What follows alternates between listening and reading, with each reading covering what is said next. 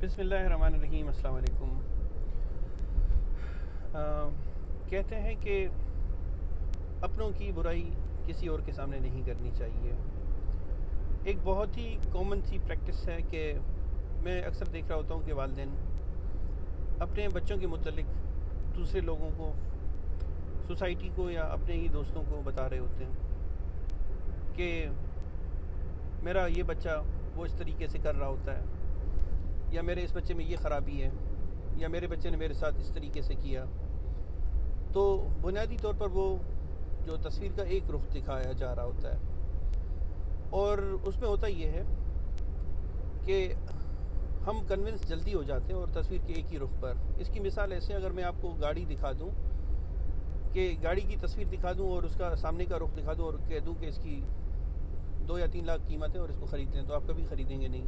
आप कहेंगे कि मुझे इसके हर तरफ से देखना है, बल्कि आप मैकेनिक लाकर उसे चेक कराएंगे, जैसे अमूमन हम कर रहे होते हैं।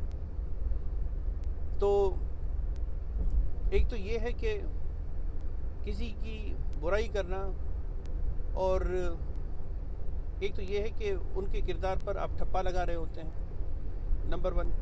नंबर 2 ये हो सकता है कि आपको हो सकता है कि आप में भी कोई बुराई हो जो आपको नज़र ना आ रही हो। 2 बातें। और तीसरी बातें ये हैं कि इससे उनका जो इमेज है सोसाइटी के लेवल पर, लोगों को ये समझ नहीं आ रही होती कि उनमें पॉजिटिव चीज़ें क्या हैं। तो लोग क्या करते हैं कि उनको उन्हीं नेगेटिव चीज़ों से देखना शुरू कर देते हैं। मेरे पास इस तरह की एग्जांपल्स मौजूद हैं।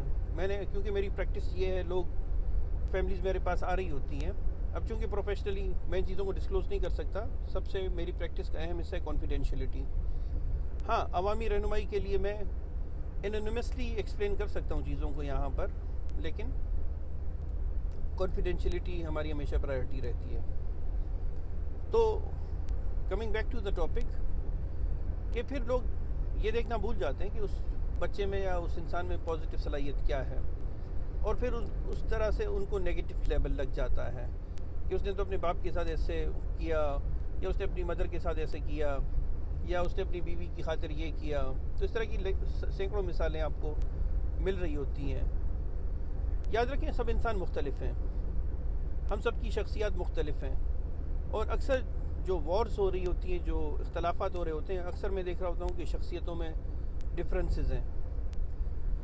या कहीं कहीं पर मैं देख रहा होता हूँ कि 2 इंसान जो कि एक दूसरे के हामी भी हैं, शख्सियतें भी काफ़ी मिलती जुलती हैं, लेकिन वहाँ पर तीसरा इंसान जंग करवा रहा होता है, क्योंकि उसकी उनमें से एक के साथ नहीं बन रही होती। बड़ी एग्जांपल्स हैं ऐसी भी।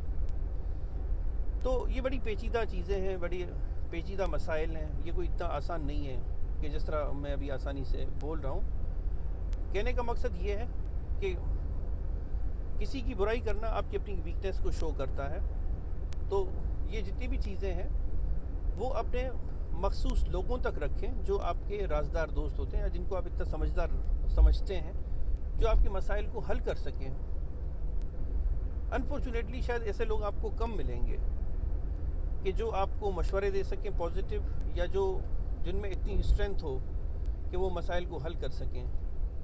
वरना खामखा अपनी फैमिली की बातें आकर डिस्कस करना, क्यों आप अपनी फैमिली की प्राइवेसी की बातें दूसरों तक डिस्कस करते हैं? प्राइवेसी को प्राइवेसी रखने दें। अपने बच्चों को सिखाएं कि ये हमारी फैमिली की बातें हैं और ये हमारी प्राइवेसी है। याद रखें, अगर आपकी फैमिली की प्राइवेसी आपकी फैमिली तक ही है, तो इसका मतलब आपकी फैमिली बहुत मजबूत है।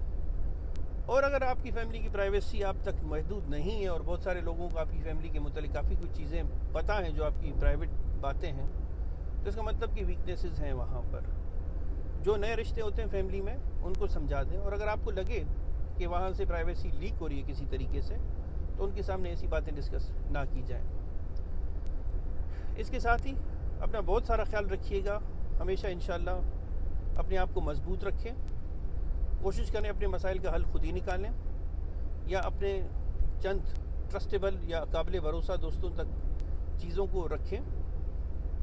उनको फैलाने की ज़रूरत नहीं है, और इसी तरीके से हम खुद को बेनिफिट पहुंचा सकते हैं और अपने दोस्तों तक। इसके साथ ही बहुत शुक्रिया आपकी कीमती वक्त का। अल्लाह हाफ़िज़।